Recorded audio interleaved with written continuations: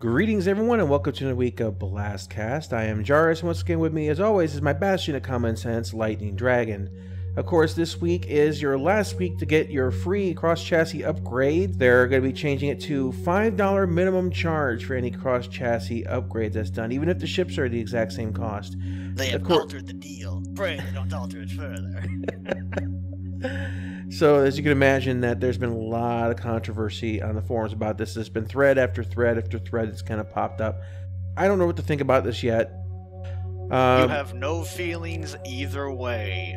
Yeah, well, the thing is that some people say it's to hurt the gray market. Some people say it's because it's hard for CIG to get accurate ship metrics when everyone's ships keep changing all the time to find out what people what people actually own and what they're looking at using. I don't know. There's a lot of speculation out there, but either way, $5 in the future from now on. Snag it now and go from there. This week, of course, there was only Around the Verse. There was no, thank goodness, no happy hour. I think there's gonna be one this week, of course, but oh no! Oh, it's your favorite thing. On Around the Verse, they talked about the initial air traffic controller system being implemented, and they're working on the underlying structure. And they're working on their pickup and carry system that combines player interactions and usables. On the graphics side of things, they're looking at the initial integration of the real-time volumetric fog that is in Lumberyard, and it looks really good actually. The real-time environment probe tech is nearing completion. Now what this does is it sends light dynamically back onto the surface of an object that's sitting upon a planet. Kind of creating a more realistic look, more realistic lighting or sheen on reflection of metal as it sits upon a planet. They show here, they use a Starfarer, for example. It looks fantastic. Alright, showing off more of the atmospheric effects. They show some of the updated re-entry effects along with engine trails, and it looks pretty good so far. Oh boy, engine trails. Well, I don't know. In the atmosphere, I don't think it's such a big deal.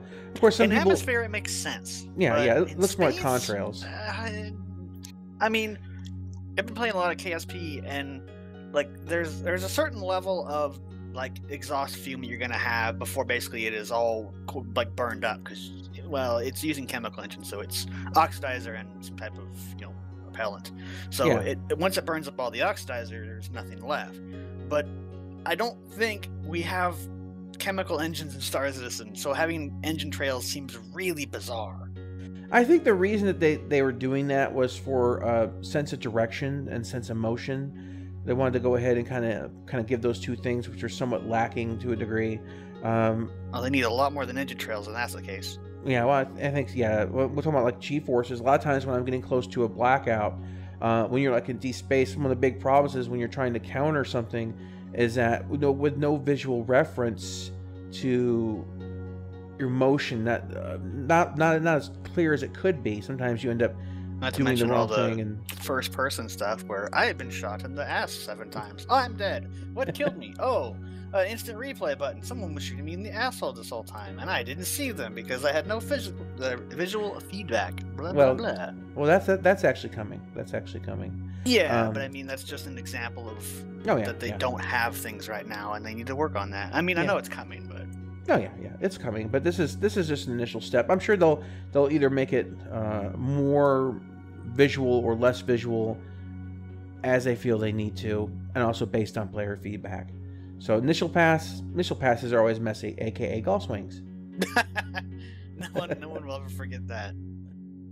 Alright, the initial work on the APR Scourge Railgun charging and charge effects has continued. If you look here, this is actually a pretty nice effect. I don't know, it's pretty basic, but it's pretty simple, but it's also very clean.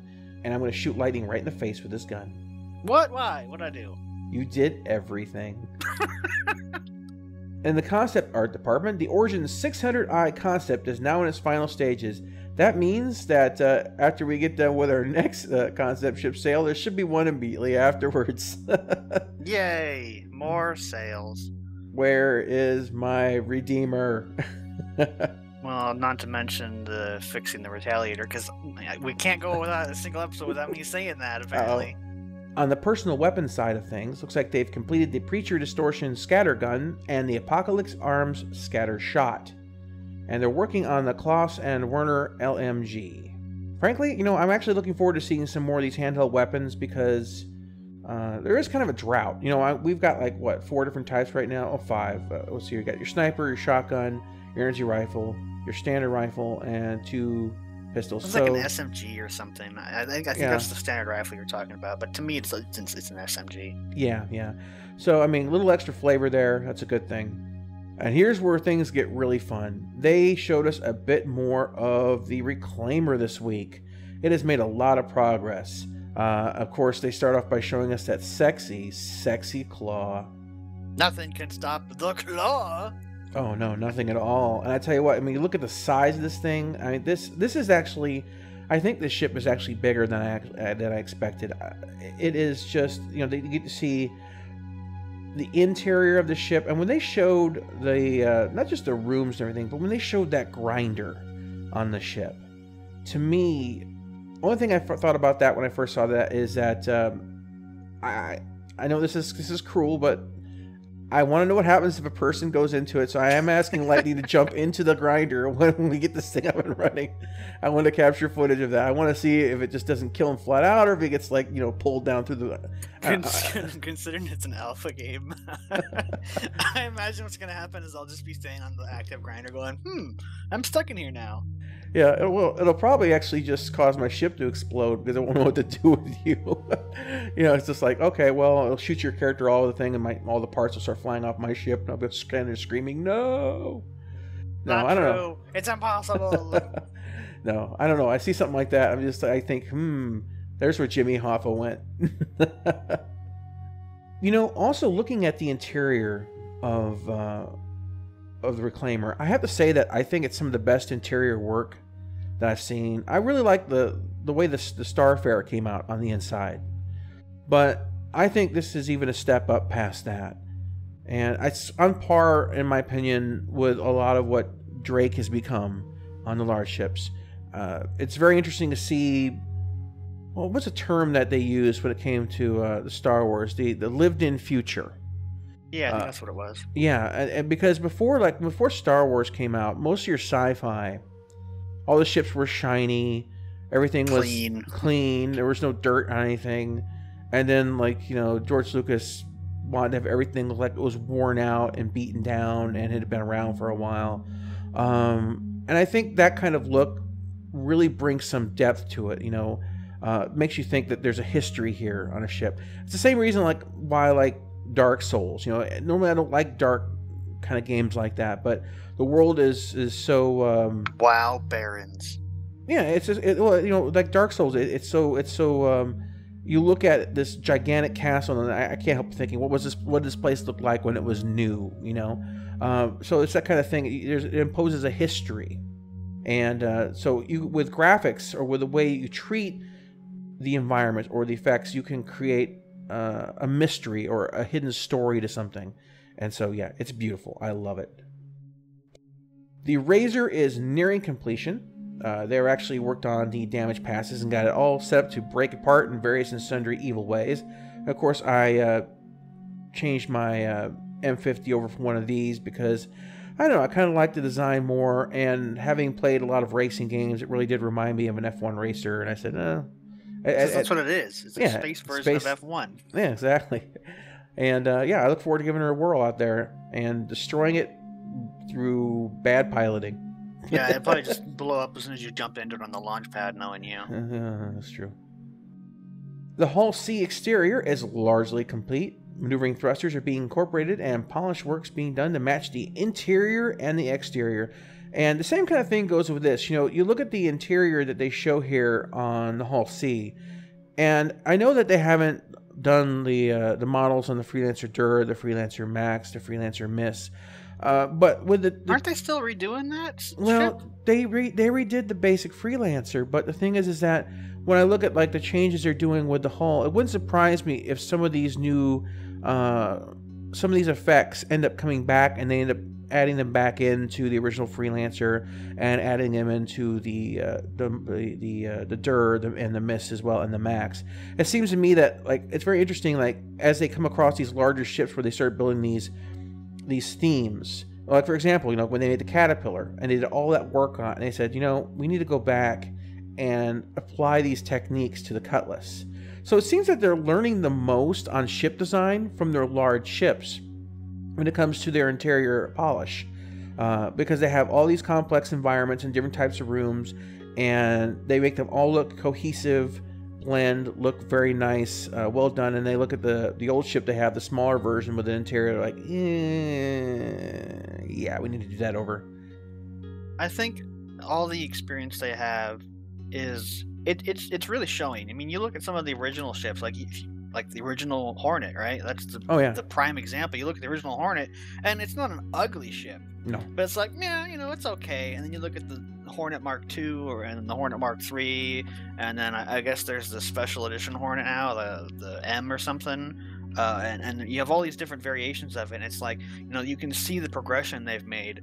And I think it's even more obvious on these large ships, because you look at, like, the Connie, for example. It was such a boring, unimaginative interior, and I can't remember if they've been redoing this one or if they've already finished. But I mean, that just goes to show, like, how, like, blah it was. And the Freelancer's a little bit better, and the Retaliator, besides the dumb weapons, hard points, and the lack of armor and shields and stuff, if you look at the interior of the Retaliator, it's a good looking ship. The exterior is good, the interior is good, and then that just kind of goes even further with the large ships. And then every time they make a new ship, they learn something new, they get better, and hopefully, I mean, I think we're going to get a good game eventually. It's going to take time for them to kind of learn what is good and what is dumb. And that's true. I mean, looking at, like, Aegis, for example, learning how to make better interiors and stuff like that. Because I think Retaliator was one of the first ones that they had such a nice interior. Of course, they've been hiding and showing, and I'll sneak in a little picture, and some of the video here I managed to pull off of YouTube before it got destroyed. Before it got pulled off of the private here, of the Aegis Eclipse, which is, I guess, going to be going on concept sale this Friday.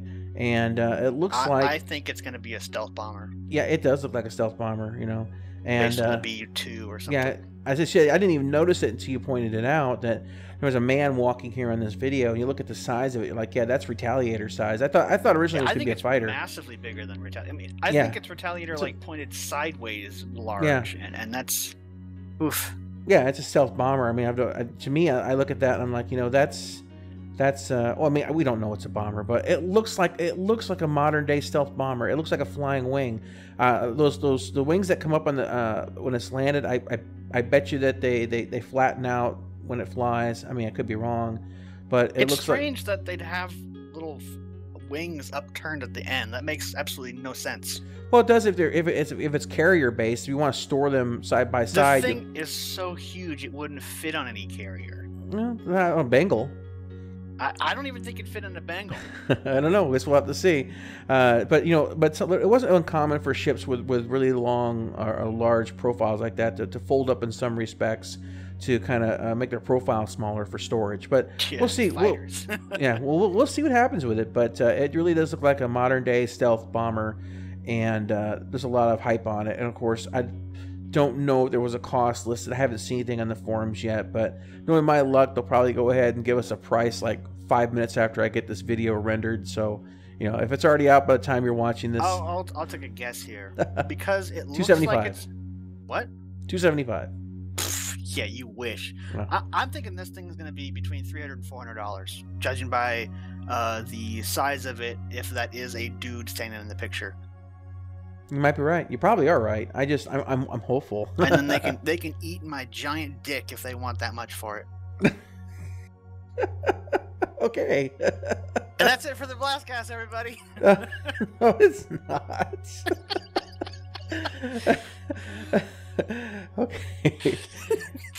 Taking over my show. Sorry. I thought it was a good way to end it on. Okay. Well, of course, back after the Aegis Eclipse, of course, they had other things we're going to be discussing too. The environment art. They were showing this little section of Space's video as they kind of wandered around in space a little bit. And as they're researching ways to create volumetric forms in space, you know, your nebula, your weird kind of stellar and solar events. And I really hope that if you fly into environments such as nebula and things like that, that there is actually an effect on your ship systems and stuff. I don't know. Think Wrath of Khan, the original, not the remake. I was trying to think of something to throw in like that. Yeah. But I was like, what was a good quote from that movie? And I couldn't think of anything. He's thinking two-dimensionally. Yeah, his pattern indicates two-dimensional thinking. There you go. That's he tells him Z minus 10,000 meters because Khan's running everything like he's running it on a board. So Kirk takes it down. So there you go. More Star Trek trivia that's completely unrelated to anything Star Citizen. The surface outposts are finishing their interior visual benchmarks for engineering, habitation, and hydroponics. Now these look really good. As you show this video, as they're walking around in this, you know, I couldn't help but reference it in my head as much as I didn't want to, but No Man's Sky popped into my head because you know you have those buildings. No. You have this is obviously not for saying it looks like No Man's Sky. That'd be terrible. But, you know, on No Man's Sky, you have all these little buildings and stuff that show up. And the only comparison I could make between it and No Man's Sky is it looks way better than No Man's Sky. So that's my comparison related to No Man's Sky. Like, it looks more interesting. The environments have more objects. The lighting's better. The buildings look better laid out. Almost everything is handcrafted, where in No Man's Sky, it was just a bunch of procedural nonsense. Well, yeah, this is a mix. It's, like I say, procedural artist driven. And so because of that, you end up with a little bit more hands-on approach, a little bit more personalization on how these things are set up. And it looks more realistic, or at least more visually appealing. So as much as I would hate to draw a comparison to something like No Man's Sky, that's the only other thing I could really reference it to. Still way, way better. And I'm really looking forward to seeing these, finding as many of these as I can on a planet and crashing into them. No, I was kidding. You know what's going to happen. I'm going to hit a lag spike instead of landing. I'm curious to see if they do take damage, actually. Now, there was a little tidbit that they showed for just a second. It wasn't very long. They showed this man basically dancing, and they had this probe that was basically... Not that kind of probe. They had this probe basically taking pictures of him, or taking a live stream camera footage of him. And it was displaying on the screen in front of him. And as they moved the drone around, the camera angle stuff would change on the screen. So it looks like they've got... What they talked about a while ago was that they couldn't really do picture-in-picture with the CryEngine. Like people had asked a long time ago, like with the Xeon Scout, well, why can't it just be a completely solid, you know, steel bubble on the inside, and then you have a projection of the screen on the inside? And with something like this, if they have this now, you know, maybe something like that can become a reality. When I look at this, and it makes me think of several different types of gameplay. Of course, we have news. We have that one news reporter vehicle, TV news van, the Reliant. Yes, thank you, the Reliant. If you're going to be projecting that kind of information or using it in a news broadcast. Also as well, now imagine you're down on a planet and you're out scouting around. You want to send up a UAV to go ahead and fly over and take a look at the landscape or spot targets.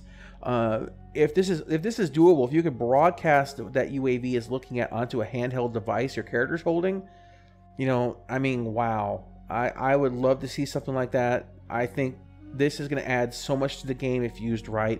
And I'm glad it's something that looks like a threshold they've managed to cross, because, as I said, when I watched that a long time ago, they had mentioned that the basic CryEngine doesn't do picture-in-picture like that.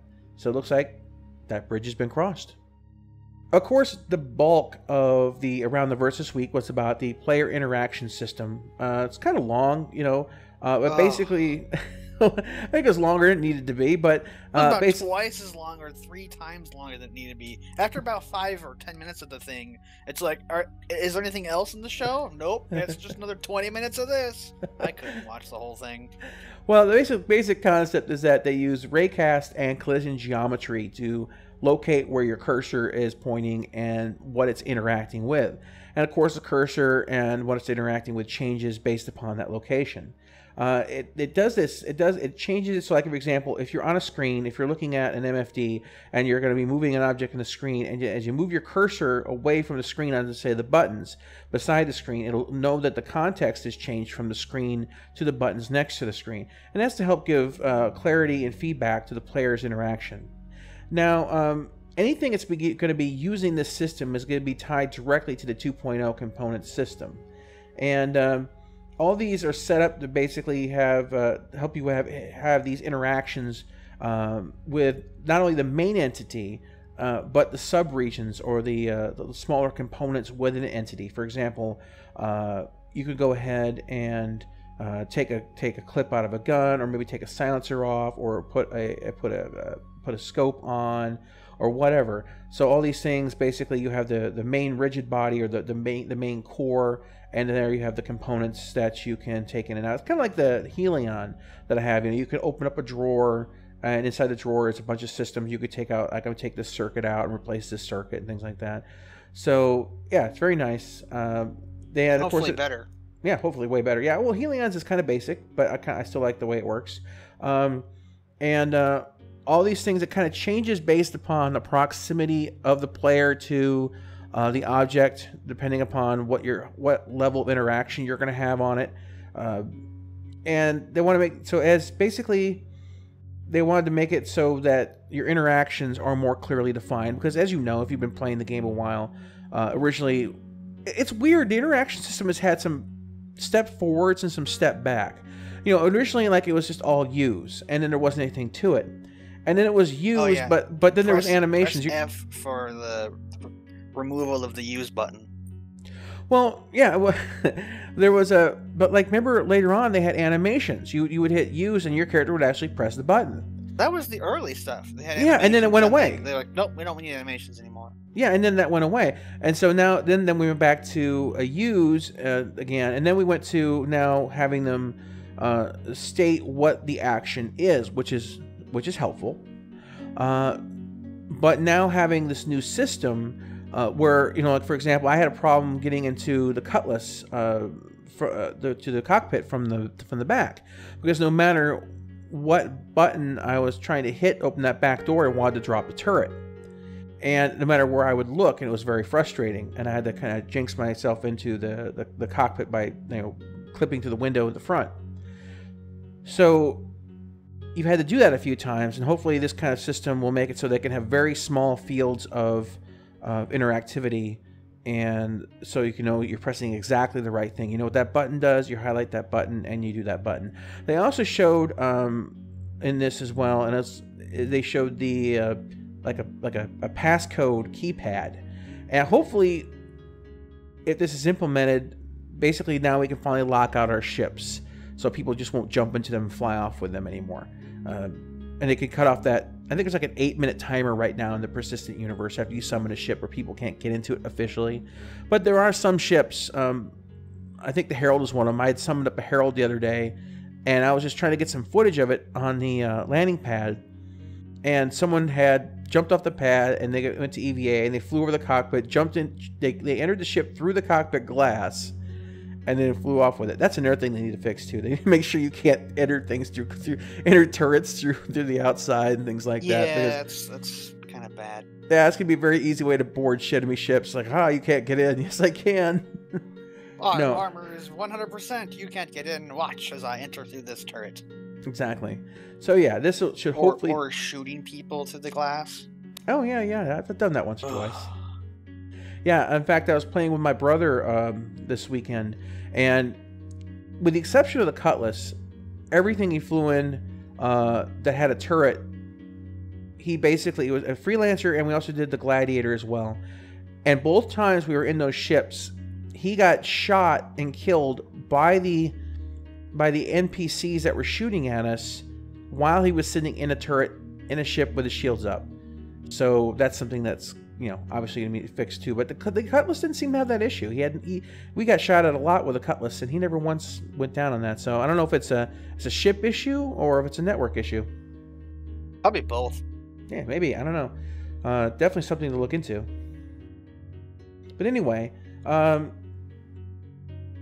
The object of this system is to kind of, so you don't have to move around as much. Now, currently, if you want to say enter a Hornet, and there's been times where you have to do the dance. You have to step back, step left, step right. You're trying to find that U spot. Very familiar with the dance. Yeah, so basically the object here is that you can stay more stationary, find the spot, and then you utilize it. Now, obviously with the system, I hope they start adding more visual markers onto the ship's hulls. Like, oh, here's a button that I need to do this or something like that.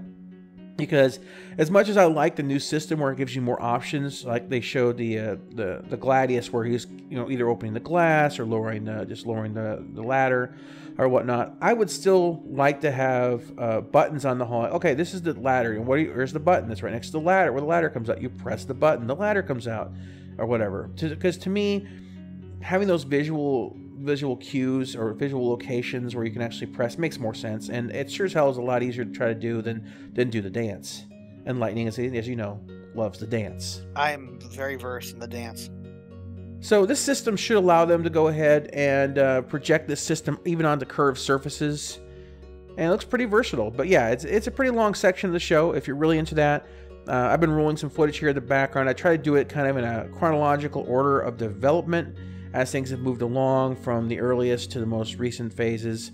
And I guess we'll get to see exactly how it comes with the initial phase of polish when 3.0 goes live.